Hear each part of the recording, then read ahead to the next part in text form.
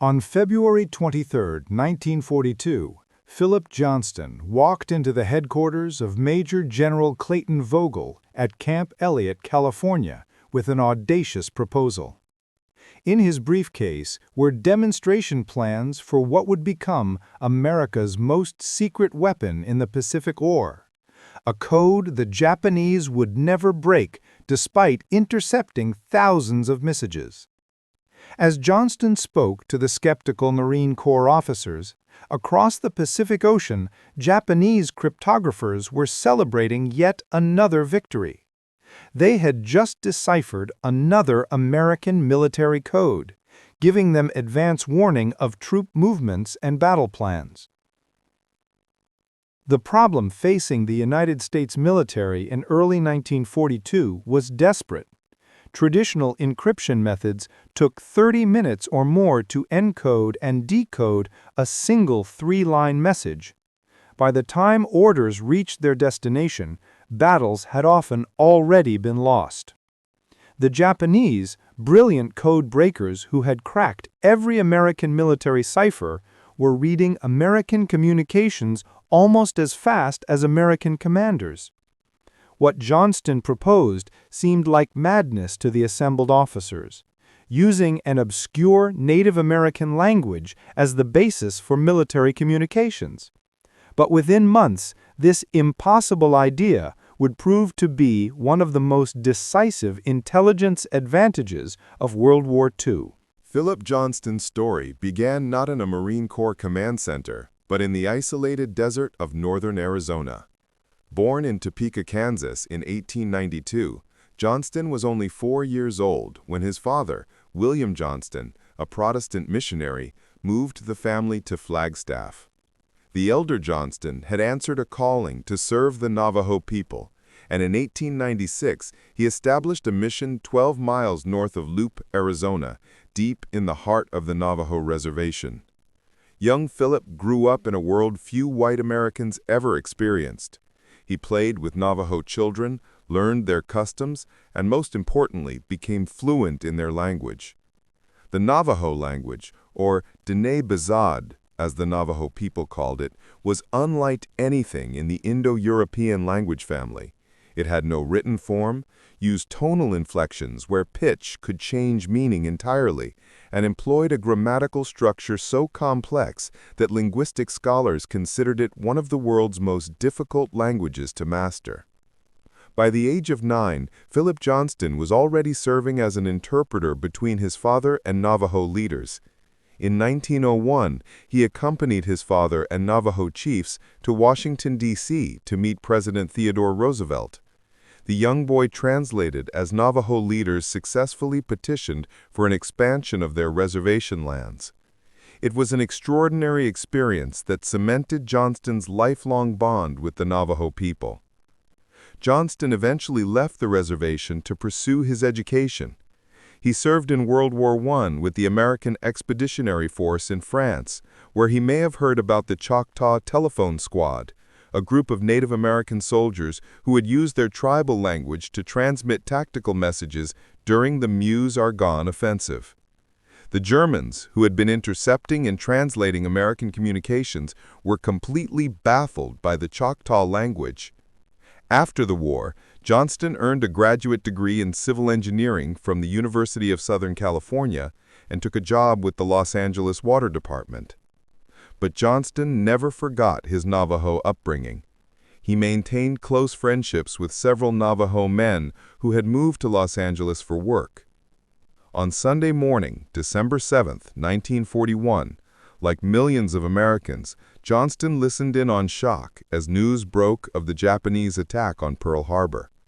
In the weeks that followed, as the military situation in the Pacific deteriorated, Johnston read a newspaper article about the Army using Comanche soldiers in field exercises in Louisiana to transmit messages in their native language. Something clicked in Johnston's mind. If the Comanches could do this in training, surely the Navajo language, far more complex and even less widely known, could serve as the basis for an unbreakable military code. In early February 1942, Johnston began making calls to Marine Corps headquarters. Most officers dismissed his idea immediately. Using an obscure Indian language for military communications, it sounded absurd. But Johnston was persistent, and he finally secured a meeting with Major General Clayton Vogel, Commanding General of the Amphibious Corps Pacific Fleet, on February 23.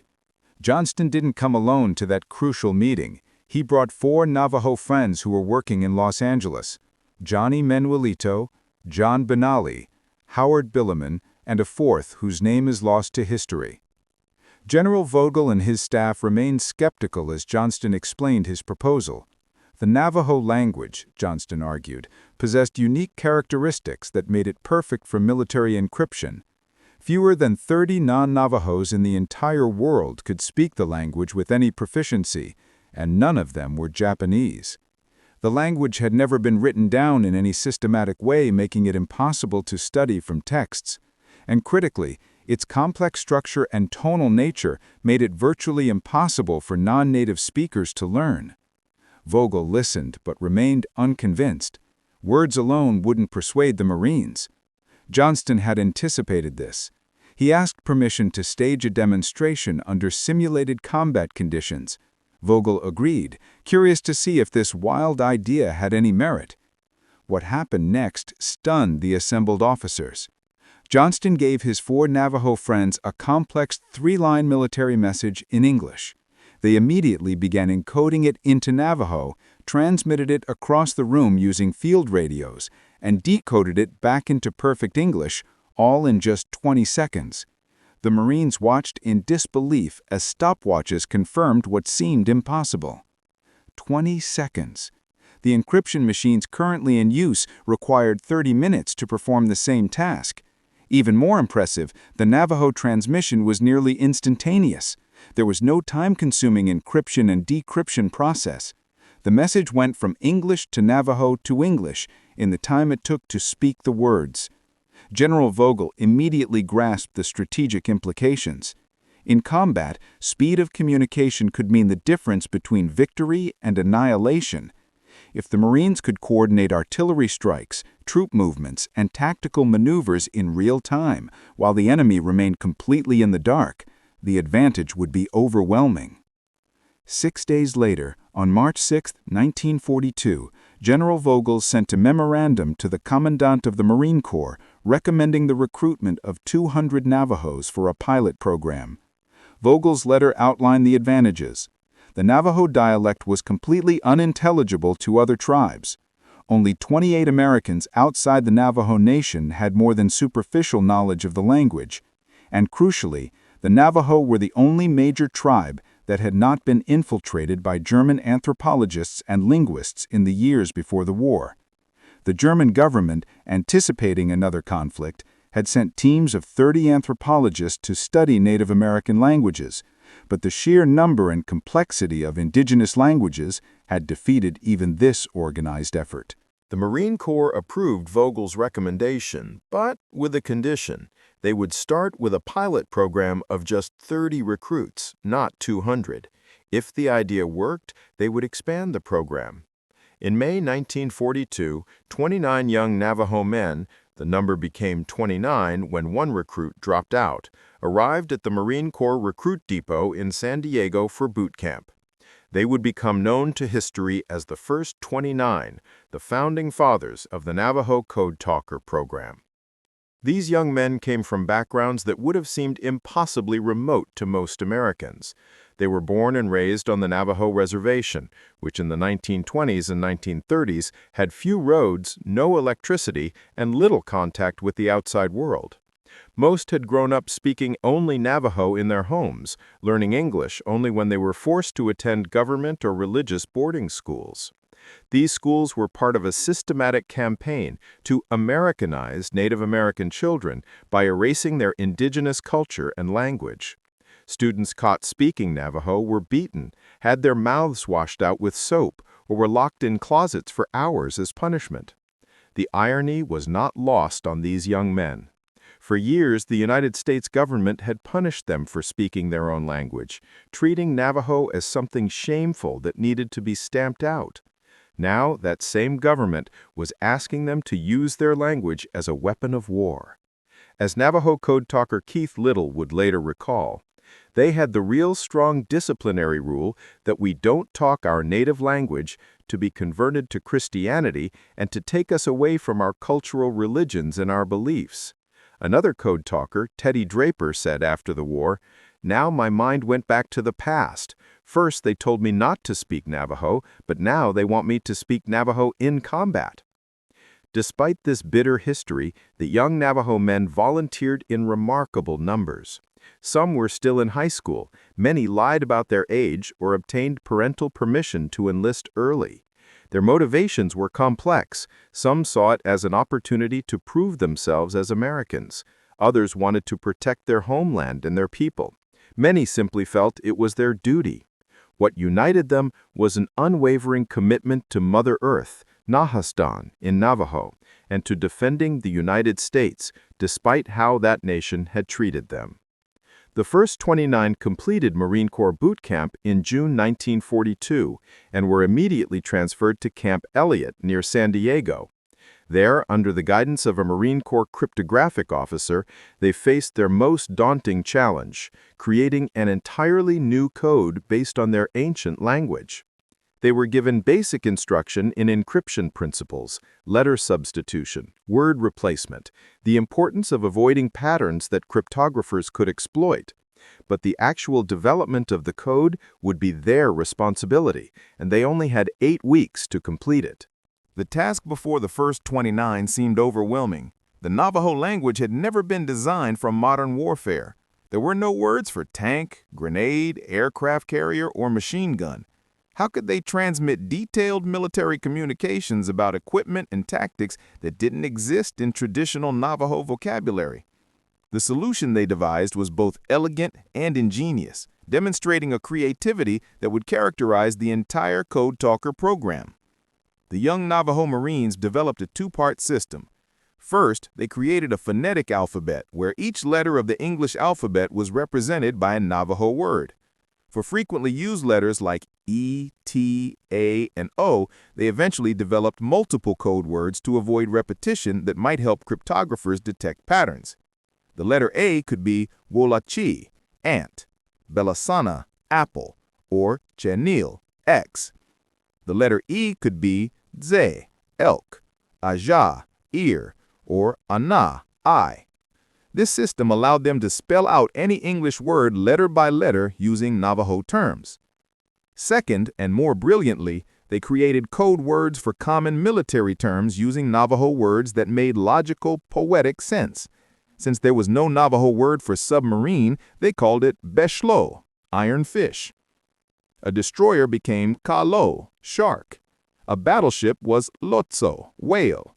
Bombs were Ayeshi, eggs. Grenades were Nimasi, potatoes. What made the Navajo code truly unbreakable wasn't just the obscurity of the language, but the layered encryption.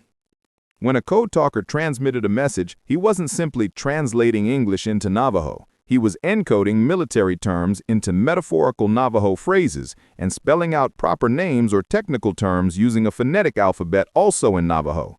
A Japanese cryptographer intercepting the transmission would hear a string of Navajo words that, even if somehow translated, would make no literal sense.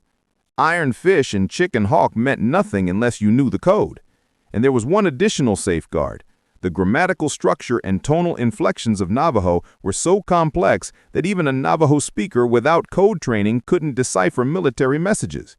This last point was proven during the war, when a Navajo soldier serving with the army in the Philippines was captured by the Japanese at Bataan. The Japanese, knowing he was Navajo, forced him to listen to code talker transmissions, hoping he could translate them. He couldn't.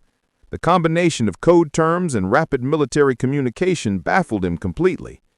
After the war, this soldier met some of the code talkers and told them, "I never figured out what you guys who got me into all that trouble were saying." In August 1942, after just 3 months of development and training, the first 29 were deemed ready for combat deployment. They were split into 2 groups.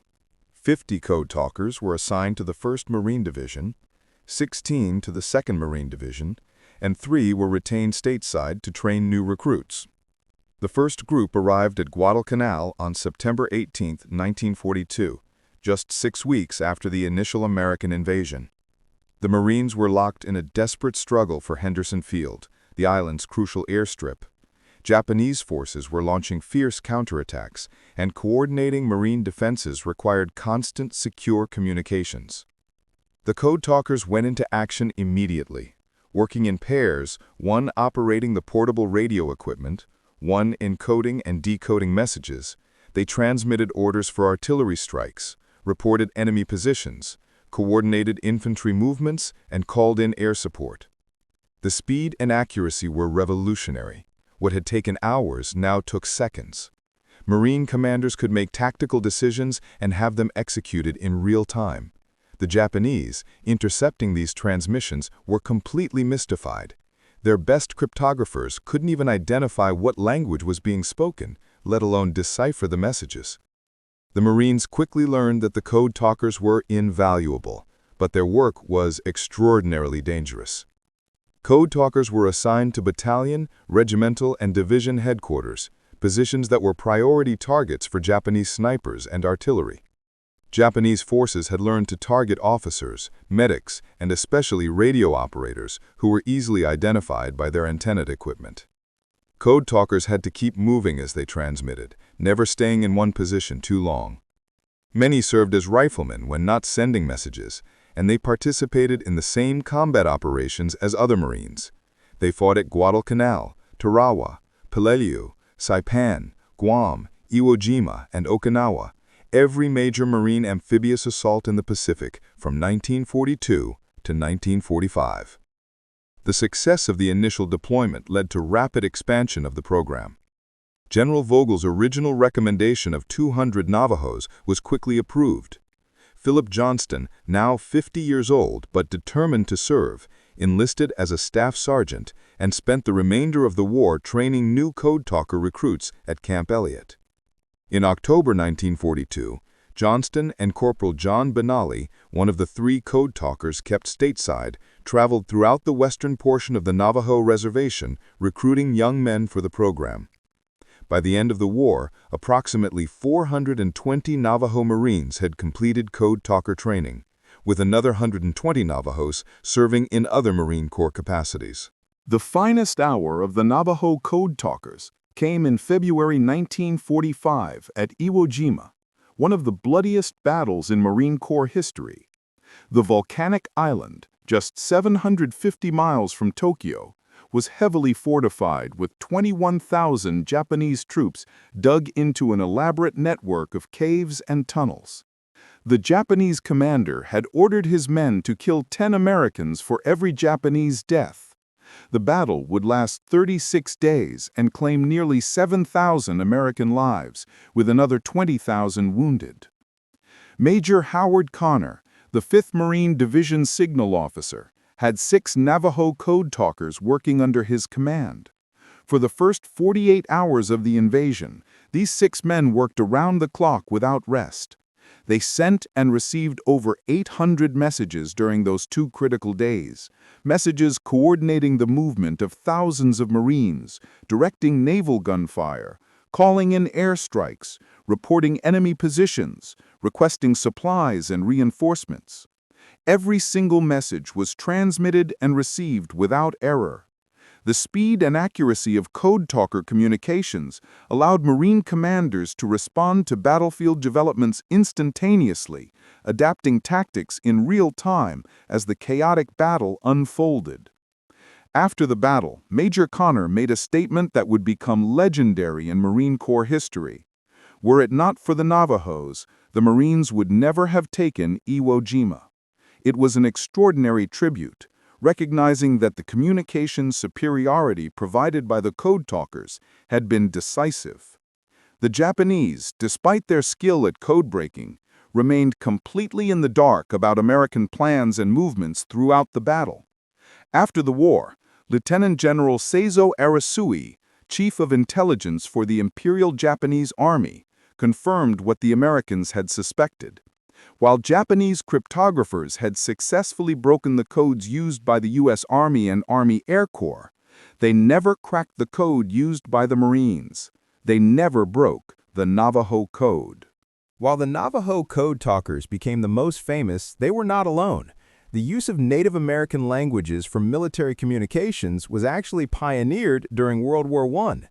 In October 1918, as the American Expeditionary Force struggled to break through German lines in the Meuse-Argonne region of France, Captain Lawrence of the 142nd Infantry Regiment had an idea. He had several Choctaw soldiers in his company. He ordered them to transmit tactical messages in their native language over field telephones. The Germans, who had been intercepting and translating American communications with devastating effectiveness, were suddenly blind. They couldn't identify the language, let alone understand it. The Choctaw Telephone Squad helped American forces achieve a breakthrough. In World War II, the U.S. military expanded this concept significantly. The Army recruited code talkers from the Comanche, Choctaw, Meskwaki, Fox, and Hopi nations. 17 Comanche code talkers served with the 4th Infantry Division in Europe, landing at Utah Beach on D-Day and fighting through France and Germany. They developed their own code vocabulary with 250 terms. The 32nd Infantry Division employed 17 code talkers from the Chippewa and Oneida nations. In total, soldiers from at least 14 different Native nations served as code talkers during World War II in both the Pacific and European theaters. Each tribe developed its own code system adapted to their particular language. Some, like the Comanche code, used similar principles to the Navajo, metaphorical terms for military equipment, and a phonetic alphabet for spelling. Others employed more direct translation methods. The common thread was that all these languages were oral traditions rarely written down, grammatically complex, and virtually unknown outside their respective communities. And crucially, all these codes remained unbroken throughout the war. The Germans and Japanese never deciphered a single Native American code transmission. However, the Marine Corps' Navajo program was by far the largest and most systematically organized. While other branches used code talkers opportunistically when they had soldiers who spoke indigenous languages, the Marines actively recruited Navajos specifically for this purpose, created a formal training school, and deployed code talkers as an integral part of their communication structure. By the end of the war, all 6 Marine divisions employed Navajo code talkers, as did Marine Raider battalions and Marine parachute units. No other military service came close to this level of organization and deployment. When World War II ended in September 1945, the Navajo code talkers returned home to the reservation. They received no special recognition, no medals, no parades. They were told in no uncertain terms that everything about their service was classified and would remain classified indefinitely. They could not tell their families what they had done. They could not discuss their service with fellow veterans. They could not reveal anything about the code or their training. The reason was simple and strategic. The code had never been broken, and the military wanted to keep it available for future conflicts. If war broke out again, and in 1945, with tensions already rising with the Soviet Union, this seemed entirely possible, the Navajo code could be reactivated. So the code talkers went home and stayed silent. Many struggled to readjust to civilian life. They had experienced continuous combat in some of the worst battles of the Pacific War. They had seen friends killed beside them, had killed enemy soldiers, had endured artillery bombardments, banzai charges, and the psychological horror of island warfare. Some participated in traditional Navajo healing ceremonies, enemy way rituals designed to restore spiritual balance after exposure to death and violence. Many found solace in these ceremonies, but others carried the wounds of war for the rest of their lives. And through it all, they could tell no one why they suffered.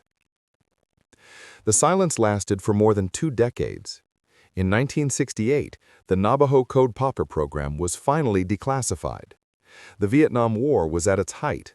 Anti-war protests filled American streets, and the military judged that Native American languages would not be useful in Southeast Asian conflicts. The code could be revealed without compromising national security. But the declassification happened quietly, without fanfare. A few newspaper articles appeared. Some military historians noted the program in books about World War II. But there was no official recognition, no national celebration, no acknowledgement of what these men had accomplished. The timing couldn't have been worse for public recognition. The late 1960s and 1970s were dominated by Vietnam War controversy and the Civil Rights Movement.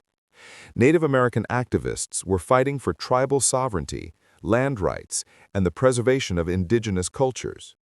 The story of Native Americans helping to win World War II seemed, to many, to distract from contemporary struggles for justice.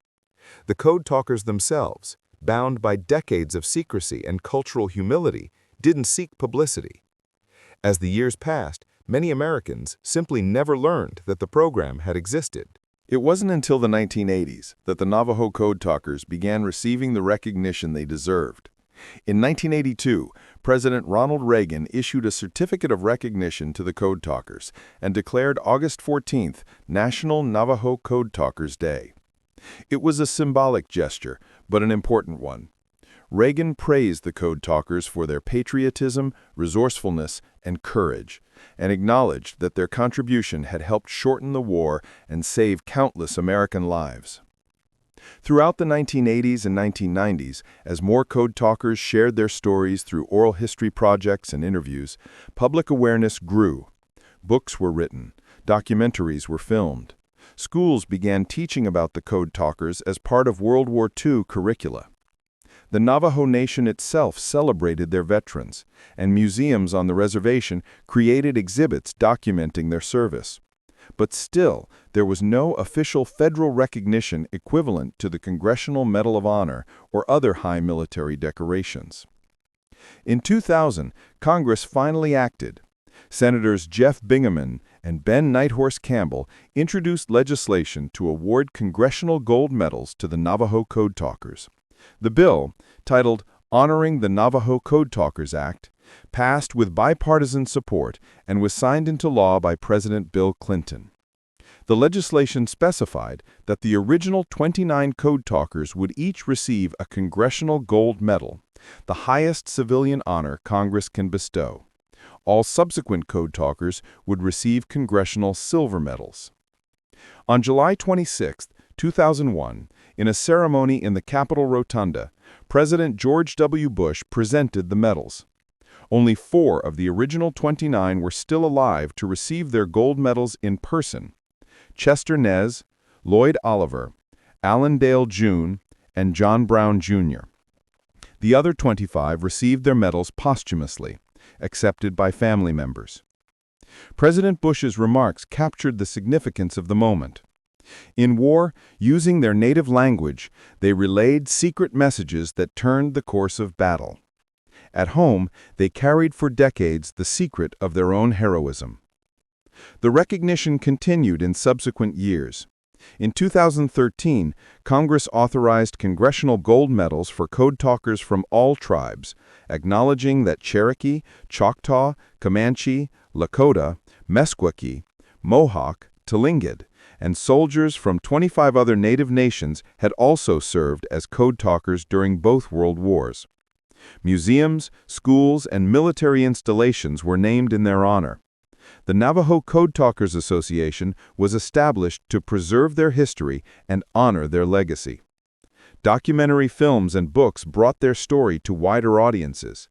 In 2002, the Hollywood film Wind Talkers, starring Nicolas Cage and Adam Beach, introduced millions to the Code Talkers, though the film took significant liberties with historical accuracy. Time, of course, was not on their side. The youngest Code Talkers had been 17 or 18 when they enlisted in 1942 and 1943. By the 21st century, they were in their 80s and 90s. One by one, the men who had created and used the unbreakable code passed away. Each death diminished the living connection to this extraordinary chapter of American history. Chester Nez, believed to be the last surviving member of the original 29, died on June 4, 2014, at the age of 93.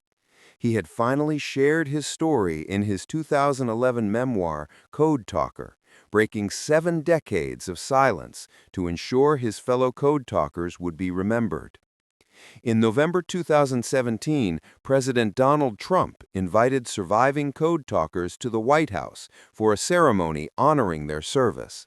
It should have been a purely celebratory event, but Trump sparked controversy by using the ceremony to mock Senator Elizabeth Warren with the derogatory nickname Pocahontas, a reference to his attacks on her claims of Native American heritage. The code talkers present maintained their dignity, but Native American organizations and many Americans found Trump's remarks disrespectful, using a solemn ceremony to score political points. As of 2024, only a handful of code talkers remain alive, all in their late 90s or older. When the last code talker passes, an irreplaceable link to World War II will be lost, but their legacy endures in multiple forms. The Navajo Nation continues to honor them as heroes. Museums across the American Southwest preserve their stories. The National Museum of the American Indian in Washington, D.C. features extensive exhibits on code talkers from all tribes. Most importantly, perhaps, the code talkers demonstrated to the world the value of indigenous languages and cultures at a time when government policy still aimed at their eradication. The story of the Navajo code talkers resonates far beyond military history. It represents a profound irony in American history. The same government that had tried to destroy Native American languages and cultures turned to those languages in its hour of greatest need. The boarding schools that punished Navajo children for speaking their language created a generation of bilingual young men who could use that language to save American lives. The code that proved unbreakable was based on an oral tradition thousands of years old, preserved despite centuries of colonization and suppression. The code talkers also embodied a complicated patriotism. They served a nation that had stolen their land, confined them to reservations, tried to erase their culture, and treated Native Americans as second-class citizens. Yet they volunteered in remarkable numbers. They fought with extraordinary courage. They kept their oath of secrecy for decades. When asked why, many code talkers gave similar answers. They were defending their homeland, protecting their families, honoring their people's warrior tradition. They saw no contradiction in being both Navajo and American, even when America didn't fully see them as citizens. The military impact of the code talkers is difficult to quantify precisely, but military historians agree it was substantial. The speed and security of Navajo code transmissions gave Marine commanders a decisive tactical advantage in every engagement where code talkers were employed. The ability to coordinate complex operations in real time without fear of enemy interception shortened battles and reduced casualties. Major Connor's statement about Iwo Jima, that the Marines would never have taken the island without the Navajo code talkers, is often cited, but the same could be said of numerous other Pacific campaigns. Every island assault, every coordinated attack, every defensive stand benefited from the unbreakable code. Beyond the military applications, the code talkers' service had lasting cultural implications. The program demonstrated that Native American languages, far from being primitive relics to be discarded, possessed sophisticated structures capable of sophisticated modern applications. Linguists and anthropologists began paying more attention to indigenous languages as complex intellectual systems worthy of study and preservation. The code talkers became powerful symbols in arguments for Native American rights, tribal sovereignty, and cultural preservation. If the Navajo language could help win World War II, how could its suppression be justified? Today, the legacy of the code talkers intersects with urgent efforts to preserve the Navajo language. Like many indigenous languages worldwide, Navajo faces an uncertain future. While it remains the most widely spoken Native American language in the United States, with approximately 170,000 speakers, the number of fluent speakers declines each year. Younger generations, growing up in a world dominated by English and digital media, often don't learn Navajo as their first language. Elders die, taking with them knowledge that exists nowhere else. The Navajo Nation has launched ambitious language preservation programs, creating immersion schools where children learn all subjects in Navajo. They've developed teaching materials, apps, and online resources. Increasingly, these programs invoke the code talkers as inspiration, these heroes who proved the worth of the Navajo language to the world. The message is clear. The language that helped America win World War II is worth preserving for future generations. Some programs even use the Code Talker Dictionary, now declassified, as a teaching tool to engage young people with their linguistic heritage. The irony is sharp. The government that once punished Native children for speaking Navajo now funds programs to keep the language alive. The boarding schools that tried to erase indigenous languages are gone, replaced by immersion schools trying to revive them. The code talkers in death serve a purpose perhaps more important than what they accomplished in war. They remind Americans that indigenous languages and cultures are national treasures, not obstacles to progress. The story of the Navajo Code Talkers is at its heart a story about language, identity, and service. It's about young men who were punished for speaking their language and then asked to use that language to save the nation that had punished them. It's about an ancient tongue proving more sophisticated than modern encryption technology. It's about patriotism that transcended past injustices and present prejudices.